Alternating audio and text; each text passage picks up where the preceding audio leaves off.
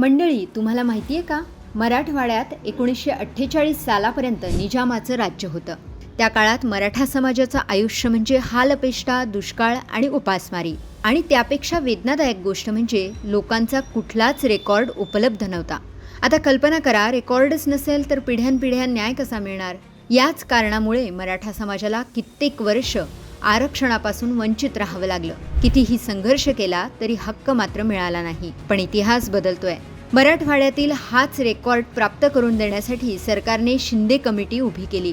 या कमिटीच्या माध्यमातून जुना रेकॉर्ड मिळवून मराठा समाजाला आरक्षणासाठी पात्र ठरवलं गेलं.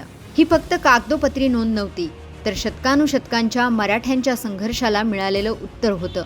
आजवर पुराव्याअभावी वंचित असलेला मराठा समाज आता आरक्षणासाठी पात्र ठरलाय. राज्य सरकारने मराठवाड्यात आरक्षण दिलं आणि अण्णासाहेबांनी मराठ्यांसाठी दिलेलं बलिदान व्यर्थ गेलं नाही. पण याआधी जेव्हा सर्वोच्च न्यायालयानं मराठ्यांचं आरक्षण रद्द केलं होतं, तेव्हाही सरकारने हार मानली नव्हती. केंद्र सरकारच्या माध्यमातून आर्थिक मागासांसाठी असलेलं EWS आरक्षण थेट मराठा समाजाला उपलब्ध करून दिलं होतं. हा निर्णय म्हणजे मराठा समाजासाठी उघडलेला नवा दरवाजा आहे, नव्या भविष्याकडे नेणारा आशेचा किरण आहे.